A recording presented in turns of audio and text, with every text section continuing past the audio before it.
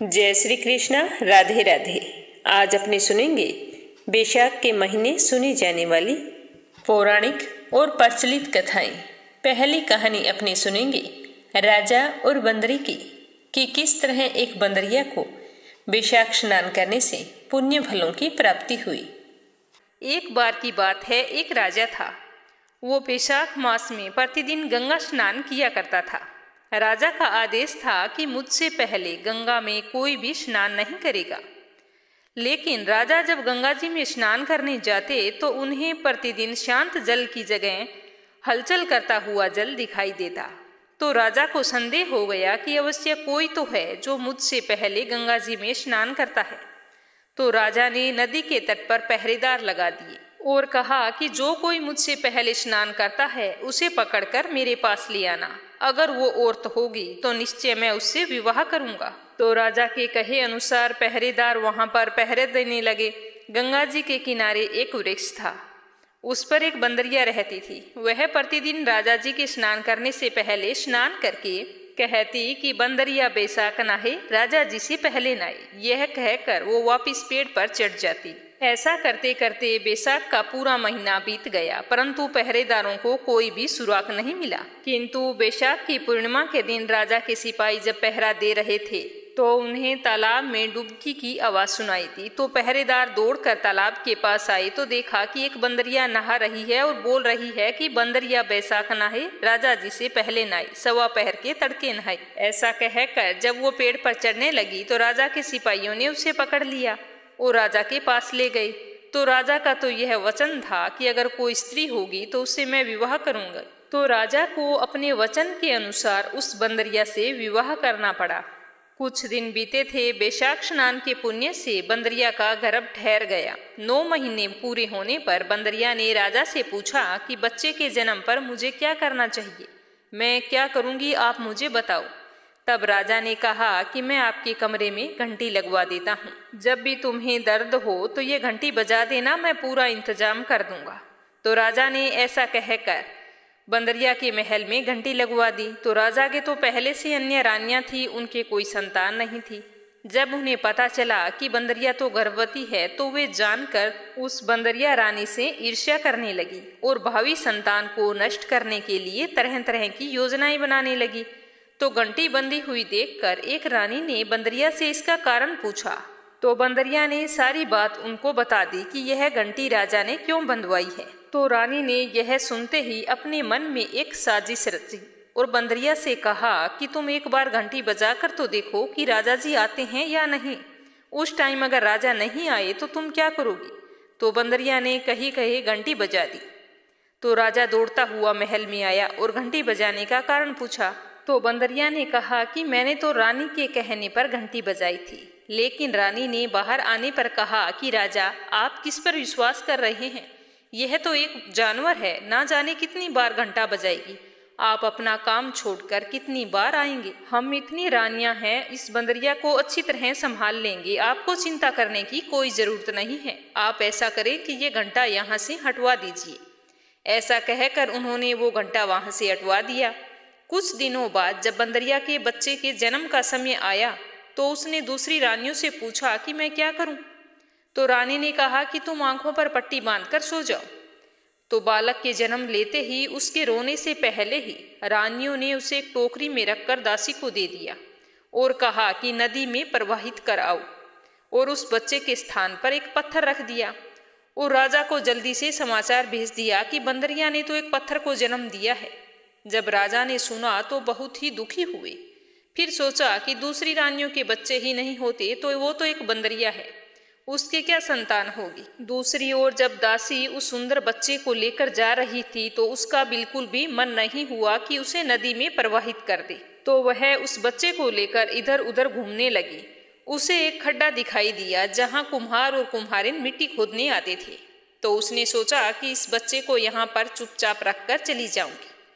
जैसे ही वह बच्चे को वहां पर रखकर जाने लगी तो कुम्हार और कुम्हारिन आ गई। तो उन्होंने पूछा कि ये बच्चा किसका है और यहाँ पर क्यों रखा है। तो दासी ने सारी बात उस कुम्हार और कुम्हारिन को बता दी और कहा कि आप किसी को ना बताएं, वरना मुझे वो रानियां जान से मार देगी। तो सारी बातें जानकर कुम्हार और कुम्हारी ने कहा ठीक है, क्योंकि कुम्हार निसंतान था। उसने बच्चे को ईश्वर का भेजा हुआ उपहार समझकर अपने घर ले गया और दोनों उसे बड़े ही प्यार से पालने लगे। बड़े होने पर बालक को बता दिया कि तुम बंदरिया के पुत्र हो, जिसे रानियां मारना चाहती थी। ऐसा कहकर उसे सारी जानकारी से अवगत करा दिया। तो एक दिन वह बालक कुम्हार के बनाए हुए मिट्टी के हाथी घोड़े लेकर पनघट पर गया और वहां दासियों को देखकर कहने लगा कि आओ मेरे मिट्टी के हाथी घोड़ों पानी पी लो, आओ मेरे मिट्टी के घोड़ों पानी पी लो। जब यह दासियों ने सुना तो वो जोर जोर से हंसने लगी और बोली कि अरे मूर्ख, क्या मिट्टी के हाथी घोड़े भी कभी पानी पीते हैं? तो इस पर बच्चे ने कहा कि जब बंदरिया पत्थर को जन्म दे सकती है तो मिट्टी के हाथी घोड़े पानी क्यों नहीं पी सकते। तो वो दासियां जल्दी जल्दी आई महल में और रानी को बताया कि पनघट पर एक बालक बैठा है, वो ऐसे बोल रहा है, हमें तो लगता है कि वो आपने भेजा था वही राजा का पुत्र है। तो सारी रानियां उसे मारने के लिए फिर से साजिश रचने लगी और दूसरे दिन उन्होंने गोंद के लड्डू बनाकर दासी को दे दिए और कहा कि उस बालक को ये दे देना। तो दासी ने कहे अनुसार वो लड्डू ले जाकर उस बालक को दे दिए। तो विष्णु भगवान की कृपा से वो लड्डू तो गोंद और बादाम के बन गए और उस बच्चे ने लड्डू खाए तो उस बालक की मृत्यु नहीं हुई। उसने खाकर कहा कि लड्डू तो बहुत अच्छे बने हैं। तो दासी ने फिर आकर ये समाचार रानी को बता दिया कि उस बालक का तो कुछ भी नहीं बिगड़ा। तो सारी रानियां राजा के पास गई और कुम्हार के बारे में उल्टी सीधी बातें बोलकर राजा के कान भर दिए और कहा कि कुम्हार को देश से बाहर कर दो। तो राजा ने कुम्हार को देश से निकलने का आदेश दे दिया। कुम्हार जाकर जंगल में रहने लगा। जंगल में रहते रहते 1 वर्ष बीत गया। दूसरे साल जब चैत का महीना आया तो गणगौर की पूजा के दिन वह वानर पुत्र बगीचे के बाहर 108 करवे और 108 गोलियां लेकर बैठ गया और घड़े में जल भर लिया। तो साहूकार की बेटियां गणगौर बनाने के लिए मिट्टी लेने के लिए बगीचे में आई तो बगीचे में खेलने और झूलने लगी। ऐसा करते करते काफी समय बीत गया तो उन्हें बहुत ही जोरों की प्यास लग गई।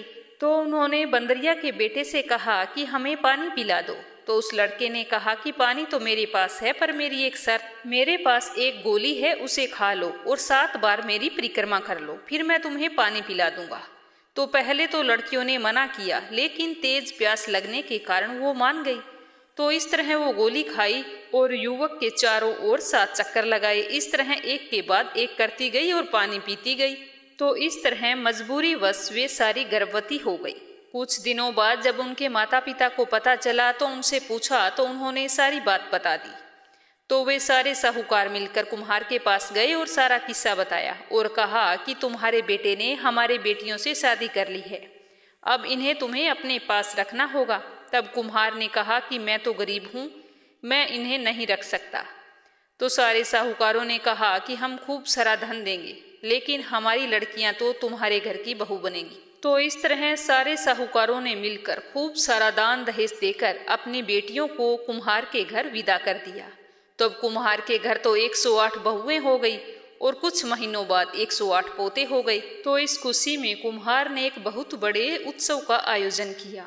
तो उसने पूरे नगर को आमंत्रित किया और साथ में राजा को भी बुलवाया। तो राजा के यहाँ से बंदरी रानी को छोड़कर सारे लोग भोजन के लिए आए। तो बंदरी के पुत्र ने देखा कि मेरी माताजी नहीं आई है। तब राजकुमार ने राजा से आज्ञा लेकर रथ और पालकी ली और राजमहल चला गया। वहां से अपनी बंदरी माता को वहां लेकर आया। सभा में उसे सबसे ऊंचे आसन पर बैठाया गया और राजकुमार ने अपनी सभी पत्नियों को पहले से ही समझा दिया था कि यह बंदरी ही मेरी माता है, जिसने मुझे जन्म दिया है। तो एक एक बहुएं बंदरी रानी के चरण स्पर्श करती गई और एक एक सोने का सिक्का और पोते को गोद में देती गई। जब राजा की अन्य रानियों ने यह सब देखा तो उन्होंने कुम्हार के पुत्र से इसका कारण पूछा। तो रानियों को विश्वास हो गया कि यह इसी बंदरी का पुत्र है। तब रानियों ने मिलकर क्रोधित होकर राजा से कहा कि कुम्हार के लड़के ने हमारा अपमान किया है और इस बंदरिया का सम्मान किया है, इसीलिए हम वापिस जा रहे हैं। लेकिन राजा को तो कुम्हार ने पहले ही सारी सच्चाई बता दी थी, इसीलिए उसने रानियों को देश से बाहर निकाल दिया और फिर अपने पुत्र और सारी बहुओं और पोतों के साथ महल में आ गया और राजकुमार का बड़े ही हर्षोल्लास के साथ राज्याभिषेक किया गया। राजकुमार ने कुम्हार से महल में रहने का अनुरोध किया, लेकिन जब वह नहीं माना तो राजा ने उसे खूब सारा धन देकर विदा किया। इस तरह बैशाख स्नान के पुण्य से बंदरिया ने इतना सब कुछ पाया। बैशाख स्नान का इतना महत्व है तो हम सभी को बैशाख स्नान अवश्य करना चाहिए। हे विष्णुदेव, जैसा राजा और बंदरिया को दिया वैसा सबको देना। अब दूसरी कहानी अपने सुनेंगे, जो पीपल के पेड़ की पूजा करने के बाद में अवश्य सुननी चाहिए। एक गांव में एक माँ बेटी रहती थी। वो बहुत ही गरीब थी। उनका गुजारा बड़ी ही मुश्किल से होता था। वो अपना पेट पालन के लिए एक सेठ के घर में काम करती थी। पूरा दिन उनके घर काम करती और आटा पीसती, तो आते समय सेठानी उन्हें थोड़ा सा 2 मुट्ठी अनाज दे देती। उसी से उनका गुजारा होता। ऐसा करते करते कई महीनों सालों बीत गए। वो अपनी गरीबी को लेकर बहुत ही दुखी रहती थी। एक दिन माँ बेटी सेठ के घर काम निपटाने गई तो सारा काम काज करके दोपहर में जब वो वापस आ रही थी तो सेठानी ने उन्हें 2 मुट्ठी चने की दाल दे दी और कहा कि ये ले जाओ, आज के लिए इतना काफ़ी है। तो वो लेकर जैसे ही घर आ रही थी तो उस दिन चैत्र माह की पूर्णिमा थी। खूब धूप थी, तो वो रास्ते में आराम करने के लिए एक पीपल के पेड़ के नीचे बैठ गई। तो माँ ने सोचा कि चलो यहाँ पर बैठी बैठी दाल को साफ कर लेती हूँ। जैसे ही उसकी माँ ने दाल को निकाला तो देखा तो उसमें तो बहुत सारे घुन लगे हुए थे। यह देखकर उसकी माँ बहुत ही दुखी हो गई और अपने भाग्य को कोसने लगी कि मैंने ना जाने कौन से बुरे कर्म किए थे जो मुझे इस तरह से दुख भोगने पड़ रहे हैं। तो इस तरह से दुखी देखकर भगवान विष्णु को उन पर दया आ गई और भगवान विष्णु ने एक बूढ़े ब्राह्मण का रूप धारण किया और उस माँ बेटी के पास आए और उसकी माँ से बोले कि बेटा, तुम इतनी दुखी अवस्था में कैसी बैठी हो, क्या सोच रही हो, मुझे बताओ। तो वह रोने लगी और कहने लगी कि हे साधु महाराज, मैं क्या करूं?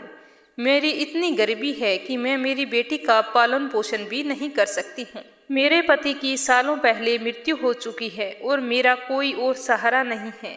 अब तो मेरी बेटी भी बड़ी हो चली है। मैं इसकी शादी कैसे करूंगी जब मैं इसे 2 वक्त का खाना भी नहीं दे सकती। ना जाने मैंने कौन से बुरे कर्म किए थे जिनका फल मुझे अब भोगना पड़ रहा है। हे साधु महाराज, अगर आप इसका कोई उपाय जानते हो तो कृपया करके मुझे बताओ और हमारी गरीबी को दूर करो। तो साधु ने कहा कि बेटा, निराश मत हो, मैं तुम्हें एक उपाय बताता हूँ। यही उपाय तुम्हारी गरीबी दूर करने का एकमात्र उपाय है। ध्यान से सुनना। आज चैत्र माह की पूर्णिमा है और कल से बैशाख माह शुरू हो जाएगा। तो तुम ऐसा करना, सुबह जल्दी उठकर सूर्योदय से पहले माँ बेटी दोनों स्नान कर लेना और उसके बाद में आकर पीपल को जल सींचना और विष्णु भगवान की कथाएं सुनना। और बैशाख माह में जितने भी रविवार आए तो उनके व्रत करना। उस दिन पीपल में जल नहीं डालना है। उस दिन आग के पौधे में जल डालना और सूर्य देव की और विष्णु भगवान की कथा सुनना। रविवार के दिन नमक नहीं खाना है, फीका भोजन करना है। इस तरह से जितने भी बैशाख महीने में रविवार आए तो उनके व्रत रखना। लेकिन ध्यान रखना, पीपल की पूजा करो या आग के पौधे की पूजा करो, मन में पूरी श्रद्धा बनाई रखना। अवश्य ही तुम्हारे सारे कष्ट दूर हो जाएंगे। जब बैसाख का महीना पूरा हो जाए तो पूर्णिमा के दिन ब्राह्मण को भोजन कराना और यथासंभव दक्षिणा देकर प्रसन्नचित मन से उसे विदा कर देना। फिर देखना तुम्हारा भाग्य कैसे बदलता है। इतना कहकर वो साधु महाराज वहां से चला गया। तो यह सुनकर माँ बेटी बहुत ही खुश हुई और घर आ गई। रात में उन्हें ढंग से नींद भी नहीं आई। सुबह दोनों जल्दी उठी और स्नान किया और जल लेकर पीपल वृक्ष के पास चली गई। वहां जाकर पहले तो चारों तरफ अच्छी तरह से सफाई की और फिर जल चढ़ाया और फिर विष्णु भगवान की कथा सुनी और पीपल वृक्ष की परिक्रमा करके घर आ गई। अब वो रोजाना नियमित रूप से जल सींचने जाती और विधिवत पीपल वृक्ष की पूजा करती। रविवार के दिन दोनों माँ बेटी व्रत रखती और आग के पौधे की पूजा करती। उस दिन उसे जो भी दाने मिलते सेठानी के घर से, जो 2 मुट्ठी अनाज मैंने आपको बताया है वो देती, वो लाकर एक मटके में डाल देती। ऐसा करते करते बैसाख का महीना पूरा हो गया। जिस दिन पूर्णिमा का दिन आया तो उसने सुबह जल्दी उठकर पहले घर की साफ सफाई करी और फिर जल लेकर माँ बेटी पीपल में जल सींचने गई। तो वहां जाकर उसने पीपल के चारों ओर सफाई कर दी। जो पीपल के पेड़ के नीचे फूल और पत्ते गिरे हुए थे उनकी छोटी छोटी ढेरियां बना दी। जैसे ही उन ढेरियों को उठाने लगी तो वो बूढ़ा ब्राह्मण फिर वहां आया और कहा कि बेटा ये ढेरियां अपने घर ले जाओ और घर ले जाकर अलग अलग कोनों में रख देना। तो वो माँ बेटी पीपल वृक्ष की पूजा करके परिक्रमा करके बाद में अपनी चुन्नी में वो पत्ते सारे लपेट के घर ले आई और उन्हें अपने घर के कोनों में रख दिया। फिर जो 2-2 मुट्ठी अनाज उन्होंने रविवार के दिन इकट्ठा किया था उससे ब्राह्मण को भोजन करवा दिया और सेठ जी के घर काम पे चली गई। शाम को आई, थकी हारी आकर सो गई।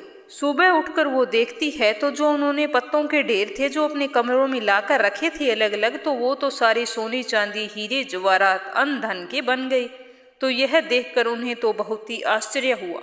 माँ बेटी बहुत ही खुश हुई और भगवान विष्णु का गुणगान करने लगी और उस धन को समेटने में लग गई। तो उस दिन वो सेठ के घर काम पे नहीं जा सकी। इस तरह से उनका सारा दिन वहीं निकल गया। दूसरे दिन भी वो नहीं गई। फिर उन्हें जरूरत भी नहीं थी किसी के काम करने की। बस वो माँ बेटी विष्णु भगवान की पूजा करती, व्रत करती और बड़ी ही खुशी से रहती।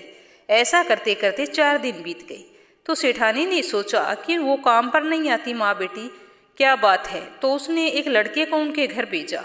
तो उसने आकर बताया कि सेठानी जी उनके घर तो बहुत सारा धन है, उनके 2 कमरे थे, उनकी जगह बड़ा सारा महल बन गया है, पता नहीं क्या बात है। तो सेठानी खुद गई उनके घर देखने के लिए भी। चलो चलकर देखती हूँ इतना धन कहाँ से मिला। यह सोचकर उनके घर चली गई और जाकर पूछा, भी तुम्हारे घर इतना धन कहाँ से आ गया अचानक से, काम पर भी नहीं आती हो। तो उसने बूढ़े ब्राह्मण की वो सारी बात उसे बता दी और कहा कि विष्णु भगवान की कृपा से हमें इतना अन्न धन मिला है। तो वो सेठानी कहने लगी कि इसकी विधि क्या है मुझे बताओ, मैं भी अगले साल जरूर बैशाख स्नान करूंगी और पीपल सींचने जाऊंगी। तो माँ बेटी ने उसे अच्छी तरह विधि पूर्वक सब कुछ बता दिया। तो साल बीतने पर बैशाख का महीना आया। तो सेठानी सुबह जल्दी नहाकर अपनी नौकरानी को लेकर पीपल सींचने चली गई। तो शरीर में सेठानी तो मोटी थी। बैठकर जैसे ही पीपल में जल चढ़ाने लगी तो उसने कहा, मुझसे तो नहीं बैठा जाता। तो अपनी नौकरानी से बोली कि तुम ही जल चढ़ा दो।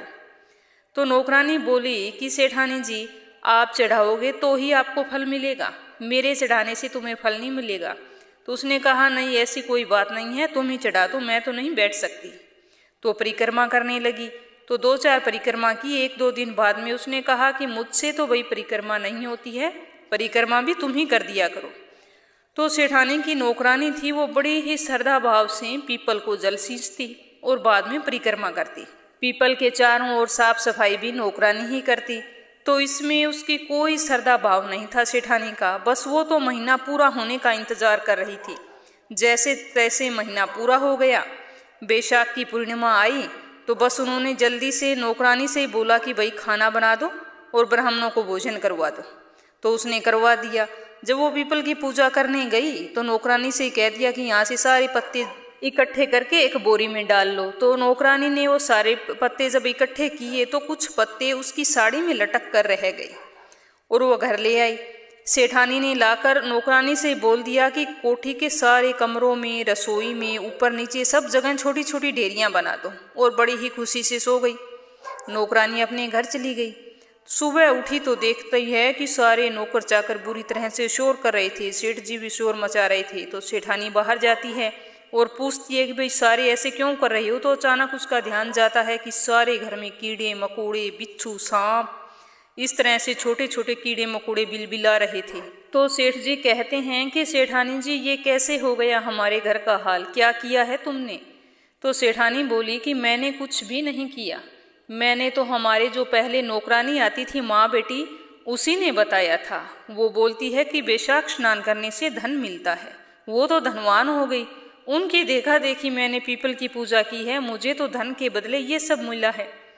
तो सेठ जी कहते हैं कि सेठानी जी उन्होंने पूरी श्रद्धा भाव से विष्णु भगवान की पूजा की है, पीपल को सींचा है। आपके मन में कोई भी श्रद्धा भाव नहीं थी, आपके मन में सिर्फ लालच था कि मुझे जल्दी से धन मिल जाए।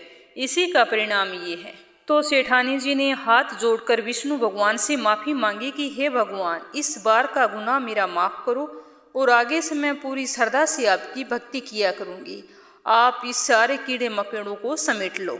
तो इतना कहते ही विष्णु भगवान की कृपा से वहाँ से वो कीड़े मकोड़े, बिच्छू, सांप जो भी थे सारे वहाँ से अचानक से गायब हो गए और सेठानी का घर पहले जैसा हो गया। उधर जो नौकरानी सेठानी जी के साथ जल सींचने जाती थी, जब वो अपने घर जाती है तो जो उसकी साड़ी में पत्ते फूल चिपके हुए थे वो उसके घर में जगह जगह गिर जाते हैं और वो बाद में अपने घर का काम निपटा के सो जाती है।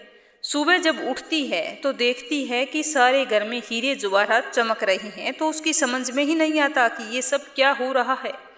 तभी विष्णु भगवान उसे दर्शन देकर कहते हैं कि बेटा, मैं तेरी सच्ची श्रद्धा भाव से बहुत ही प्रसन्न हूँ। तूने मेरी पूजा बड़े ही सच्चे मन से की है, इसीलिए तेरे अन्न धन के भंडार हमेशा भरे रहेंगे।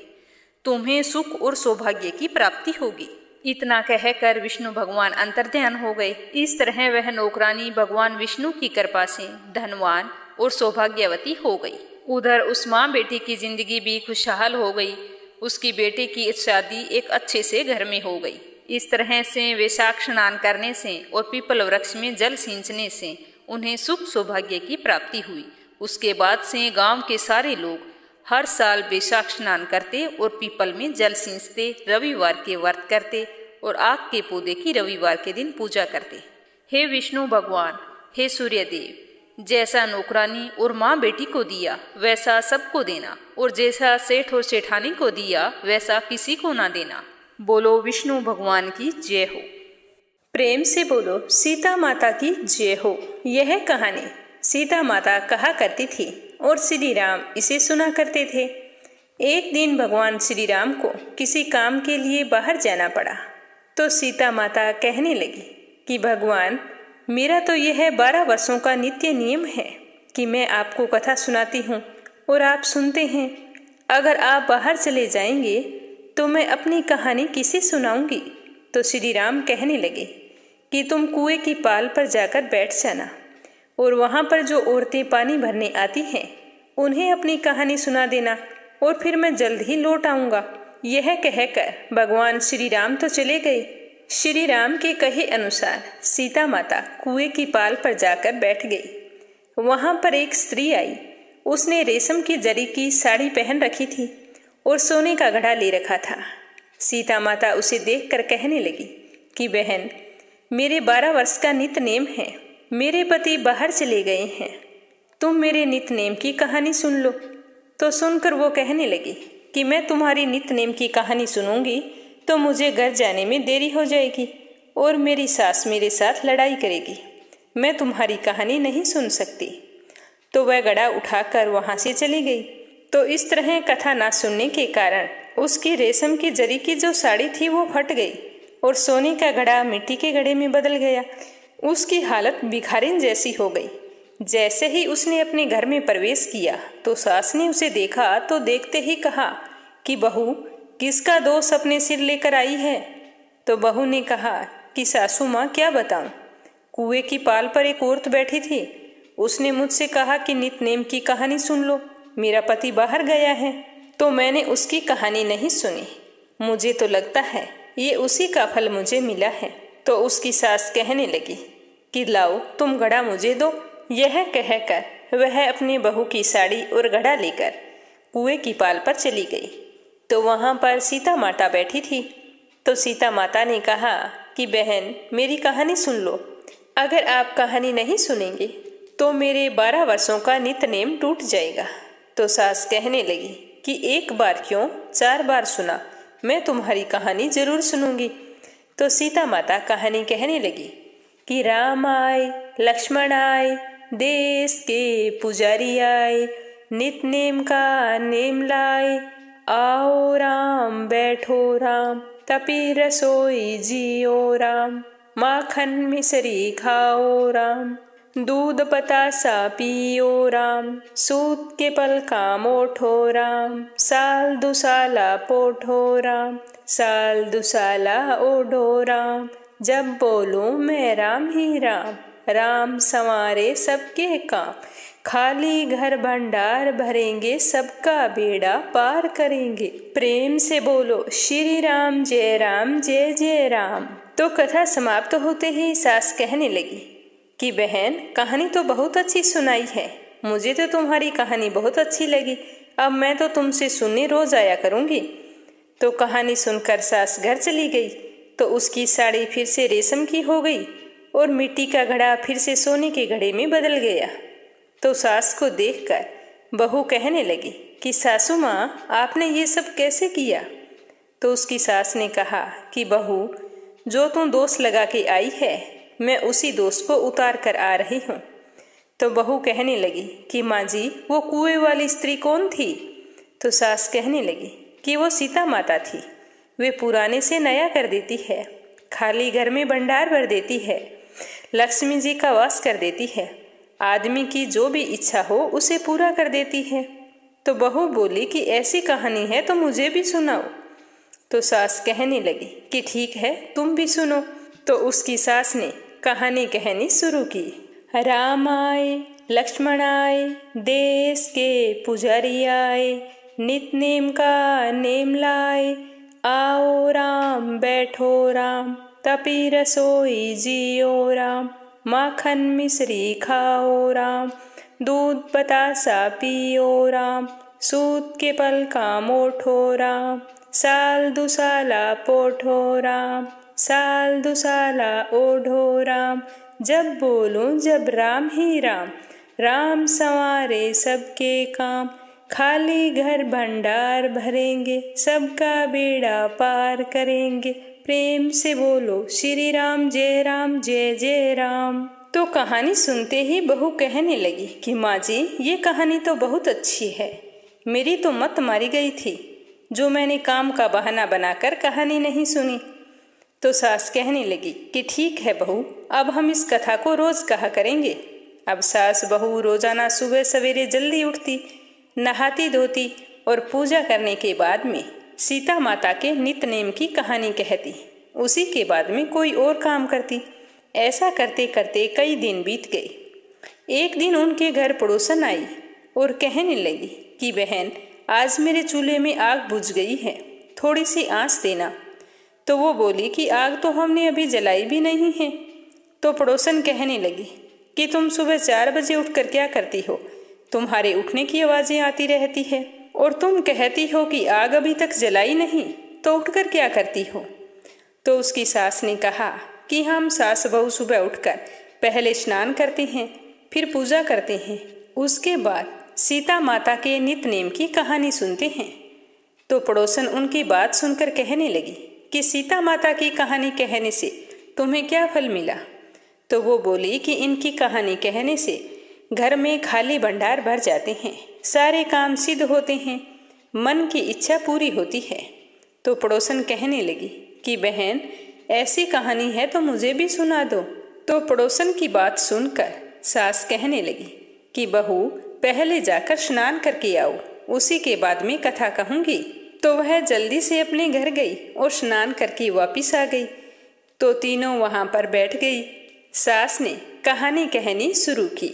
राम आए, लक्ष्मण आए, देश के पुजारी आए, नित नेम का नेम लाए, आओ राम बैठो राम, तपी रसोई जियो राम, माखन मिश्री खाओ राम, दूध बतासा पियो राम, सूत के पल का मोठो राम, साल दुसाला पोठो राम, साल दुसाला ओढ़ो राम, जब बोलूं जब राम ही राम, राम संवारे सबके काम, खाली घर भंडार भरेंगे, सबका बेड़ा पार करेंगे, प्रेम से बोलो श्री राम जय जय राम। कहानी समाप्त होते ही पड़ोसन कहने लगी कि माँ जी, कहानी तो बहुत अच्छी है, अब तो मैं रोजाना इस कहानी को कहा करूँगी। तो वह पड़ोसन भी सीता माता के नित्य नेम की कहानी का नियम लिया और रोजाना प्रेम पूर्वक कहानी कहने लगी। तो नित्य नियम से कहानी कहने से सीता माता उस पर प्रसन्न हुई और उसके घर में अन्न धन का वास कर दिया, खाली भंडार भर दिए। अब तो पूरे मोहल्ले में नित्य नेम की चर्चा चल पड़ी। सारी महिलाएं नित्य नेम की कथा का नियम लेकर रोजाना श्रद्धा भाव से कथा कहने लगी। कथा सुनने से उन सभी की मनोकामना पूर्ण होने लगी। अब तो सारे के सारे सुखी और संपन्न हो गए। हे सीता माता, जैसे आपने उनके भंडार भरे, वैसे ही आप हमारे भी भंडारे भरना, घर में अन्न धन का वास करना, सुख सौभाग्य देना। कहानी सुनने वाले के और हुंकारा भरने वाले के, कहानी कहने वाले के सभी के मनोरथ पूर्ण करना। प्रेम से बोलो सीता माता की जय हो। अब अपनी सुनते हैं राम और लक्ष्मण की कथा। इन कथाओं को रोजाना नियम से सुनना चाहिए। जब राजा दशरथ ने अपने बेटे श्री राम को 14 वर्ष का वनवास दिया था, तो भगवान श्री राम, लक्ष्मण और सीता जी पिता दशरथ की आज्ञा से वनवास को जाने लगे। तो रास्ते में सभी तीर्थ, गंगा, यमुना, गोमती नदियों में पितर तर्पण कर वन में कंद मूल फल फूल खाते हुए वन में अपना समय व्यतीत करने लगे। ऐसा करते करते कार्तिक का महीना आया। कार्तिक के पहले दिन लक्ष्मण जी ने राम जी की आज्ञा से फल फूल लाकर माता सीता को दे दिए। माँ सीता ने 4 पत्तल परोसी। तब लक्ष्मण ने पूछा कि भाभी माँ, हम तो 3 हैं, फिर 4 पत्तल में क्यों परोसा? तो माँ सीता कहने लगी कि 1 पत्तल तो गौ माता की है। जब राम जी और लक्ष्मण जी और गौ माता को पत्तल परोस दी, तो राम जी ने सीता से पूछा कि सीता जी, कि आपने भोजन करना शुरू क्यों नहीं किया?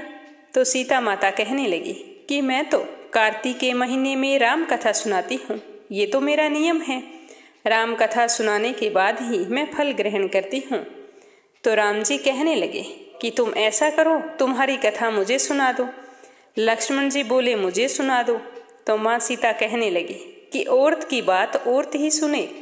आप मेरे पति हैं और आप मेरे देवर हैं, मैं आप दोनों को कथा कैसे कह सकती हूँ? तो लक्ष्मण जी सोचने लगे कि इस जंगल में कौन औरत मिलेगी जो भाभी की कथा सुन ले। तो लक्ष्मण जी ने अपनी माया से एक नगरी का निर्माण किया। उस नगरी में सारी सुख सुविधाएं उपलब्ध थी। उसमें सारी की सारी चीजें सोने की थी, इसीलिए नगरी का नाम सोन नगरी रखा गया। अब सभी नगर निवासियों को घमंड था कि वहां पर सारी चीजें सोने की थी। उस नगरी में कोई गरीब नहीं था। तो सीता माता को वहां कुएं पर पानी लाने के लिए भेज दिया और कहा कि तुम वहां जाकर कोई औरत मिले उसे अपनी कथा सुना देना और आकर भोजन कर लेना। तो सीता माता आज्ञा पाकर वहां से चल पड़ी। जैसे ही कुएं पर पहुंची, वहां जो महिलाएं पानी लेने आ रही थी, तो उनसे राम राम किया, तो कोई नहीं बोली। तो सीता माता तो मायूस हो गई। ऐसा करते करते दिन चढ़ आया। इतने में वहां पर एक छोटी सी कन्या आई। सीता जी ने उसे राम राम किया, तो वो बोली कि राम राम। तो सीता माता उससे कहने लगी कि बाई, तुम मेरी राम कथा सुनोगी क्या? वह बोली कि मेरे घर पर तो काम है। सीता जी ने कहा कि मेरे पति राम और देवर लक्ष्मण भूखे हैं और वो मेरा इंतजार कर रहे हैं। तो लड़की कहने लगी कि मेरी माँ भी मेरा इंतजार कर रही है। ऐसा कहकर वो लड़की वहां से जाने लगी। तो सीता माता को क्रोध आ गया। माता सीता के क्रोध से सारी नगरी साधारण सी हो गई। जब वह लड़की घर गई, तो उसकी माँ कहने लगी कि बाई, ये क्या हुआ? तब वह लड़की बोली कि मुझे तो पता नहीं है, मैं तो कुएं पर पानी लेने गई थी। वहां पर एक साध्वी बैठी थी। उसने मुझे कहा कि राम कथा सुन लो। तो मैंने कहा कि मुझे तो तुम्हारी राम कथा नहीं सुननी। उसके बाद उसने पता नहीं क्या किया। तो अपनी बेटी की बात सुनते ही उसकी माँ कहने लगी कि बेटा, तुम वापस जाओ और जैसा उसने कहा है वैसा ही करो। कथा सुनने में तुम्हारा क्या जाता है? तो वो अपनी माँ को मना करते हुए बोली कि माँ, मैं नहीं जाऊंगी। तो वहीं पास में उसकी बहू खड़ी थी। उसने कहा कि माँ जी, अगर आपकी आज्ञा हो तो मैं कहानी सुनकर आती हूँ। तो बहू कुएं पर चली गई। वहां पर सीता माता बैठी थी, पर वो कुछ नहीं बोली। अब बहू तो कुएं से घड़ा भर ले और खाली कर दी। काफी देर तक इसी तरह करती रही। तब सीता माता ने कहा कि आपके घर में कोई काम नहीं है जो आप घड़ा भर रही हो और खाली कर रही हो? तो वह बोली कि माता जी, मैं तो सारा काम करके आई हूँ। तो माँ सीता कहने लगी कि तू मुझे माँ कहकर बुला रही है, तो तुझे समय है तो क्या मेरी कहानी सुनेगी? तो वह बोली कि माँ, आप कहानी सुनाओ, मैं प्रेम से सुनूंगी। तो यह सुनकर सीता माता बहुत ही खुश हुई और उससे कहने लगी कि बेटा, तूने मेरी मृत्यु लोक में मदद की है, भगवान तेरी स्वर्ग लोक में रक्षा करेंगे। यह कहकर सीता माता ने कथा सुनाई। राम कथा पूर्ण हुई तो सीता जी ने कहा कि बेटा, तूने मेरी राम कथा सुनी है, मेरी सहायता की है। राम जी लक्ष्मण जी को जिमाया है, भगवान तेरी भी रक्षा करेंगे, तुझे स्वर्ग का सुख मिलेगा। तो सीता माता ने उपहार स्वरूप अपने गले का हार उतारकर उसे दे दिया। वह घर आ गई तो देखती है कि उसके पास जो मटका था वह सोने का हो गया। तो सासू जी ने जब यह देखा तो कहा कि ये सोने का मटका तुम कहाँ से लाई? तो बहू कहने लगी कि माँ जी, मैंने सीता माता से राम कथा सुनी थी, ये उसी का फल है। तो सासू जी कहने लगी कि तो बहू, तुम प्रतिदिन राम कथा सुन आना। अब बहू रोजाना नियम से कथा सुनने लगी। बहू को कथा सुनते सुनते बहुत दिन हो गई। तब उसने सीता माता से पूछा कि माँ, इस कथा की उद्यापन विधि क्या है, मुझे बताओ, मुझे तो इसके बारे में कुछ नहीं पता। तब सीता जी कहने लगी कि 7 लड्डू लाना, 1 नारियल लेकर आना, उसके 7 भाग करना, 1 भाग को और 1 लड्डू साथ में ले लेना, वो मंदिर पर चढ़ा देना, जिससे 1 मंदिर बनवाने जितना फल प्राप्त होगा। और दूसरा भाग सरोवर के किनारे गाड़ देना, जिससे सरोवर खुदवाने जितना पुण्य फल प्राप्त होगा। और तीसरा भाग गौ माता को दे देना। और चौथा भाग तुलसी माता पर चढ़ाना, जिससे तुलसी विवाह जितना पुण्य फल प्राप्त होगा। 5वां भाग कुंवारी कन्या को दे देना, जिससे कन्या विवाह जितना फल प्राप्त होगा। 6ठा भाग सूर्य देव को चढ़ाना, जिससे 33 कोटि देवताओं को भोग लगाने जितना पुण्य फल प्राप्त होगा। और 7वां भाग ब्राह्मण को दे देना।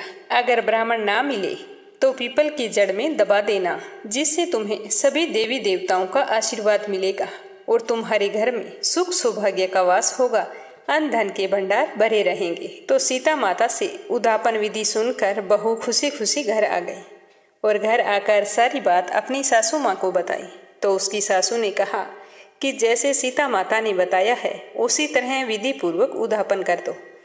तो बहू ने विधि पूर्वक पूरे श्रद्धा भाव से उद्यापन कर दिया और फिर माता सीता के पास आकर बोली कि माँ, मैंने विधि पूर्वक उद्यापन तो कर दिया। तो सीता जी ने कहा कि अब 7 दिन बाद में बैकुंठ से विमान आएगा। तो जैसे ही 7 दिन पूरे हुए तो बैकुंठ से विमान आया। तो बहू ने कहा कि सासू जी, स्वर्ग से विमान आया है। तो सासू जी ने कहा कि बहू, तेरे ससुर और मुझे ले चल, तेरे माता पिता को भी ले चल, सारे कुटुंब वालों को ले चल, अड़ोसी पड़ोसियों को भी ले चलो। बहू ने सबको विमान पर बैठा लिया, पर विमान तो अब भी खाली था। थोड़ी ही देर बाद में उसकी ननंद आई तो वो कहने लगी कि मैं भी चलूंगी। तो उसके इतना कहते ही विमान तो भर गया। तो यह देखकर सबको बड़ी ही हैरानी हुई। तो यह देखकर बहू कहने लगी कि सीता माता, मेरी ननंद बाईसा को भी बिठा लो। तो सीता माता ने कहा कि इसने कभी भी कोई धर्म पुण्य नहीं किया है। अगर यह नियम से राम लक्ष्मण की कथा सुनकर उद्यापन करेगी तो ही इसके लिए बैकुंठ से विमान आएगा। तब तक गांव के सारे लोग वहां पर इकट्ठे हो गए और पूछने लगे कि बहू, तूने ऐसा कौन सा पुण्य कर्म किया था जिसकी वजह से तुम्हारे लिए बैकुंठ से विमान आया है? तो बहू कहने लगी कि मैंने तो सीता माता से प्रतिदिन राम कथा सुनी और नियम से उद्यापन किया है। तो सारे गांव वाले बोले कि हमें भी राम कथा सुनाओ, हमें भी राम कथा सुननी है। तो बार बार आग्रह करने पर बहू राम कथा सुनाने लगी और सारे नर और नारी सुनने लगे। राम कथा संपूर्ण होते ही सारी नगरी सोने की हो गई और बहू ने कहा कि आज के बाद जो भी कोई राम कथा सुनेगा उसको मेरे समान ही फल प्राप्त होगा। फिर सारे राम लक्ष्मण की जय जयकार करते हुए विमान में बैठकर स्वर्ग को चले गए। 7 स्वर्ग के दरवाजे खुल गए। पहले द्वार पर नाग देवता, समस्त देवी देवता फूलों की वर्षा करने लगे। देवताओं ने पूछा कि तूने क्या पुण्य किया था? तो बहू ने कहा कि मैंने तो राम लक्ष्मण जानकी की कहानी सुनी है। तो सारे देवताओं ने कहा कि तो वरदान मांग। तब वह बोली कि मेरे पास तो सारी सिद्धियां हैं, मुझे यह वरदान दो कि जो भी व्यक्ति श्रद्धा एवं भक्ति से राम कथा राम लक्ष्मण जानकी की कहानी को सुनेगा उसको मेरे समान ही फल प्राप्त हो। तो देवताओं ने उसे यह आशीर्वाद दे दिया और फिर खुशी से उन सभी पर फूलों की वर्षा करने लगे। चारों ओर राम की जय जयकार होने लगी। प्रेम से बोलो श्री राम जय जय राम। अब अपने सुनते हैं तुलसी माता की कहानी।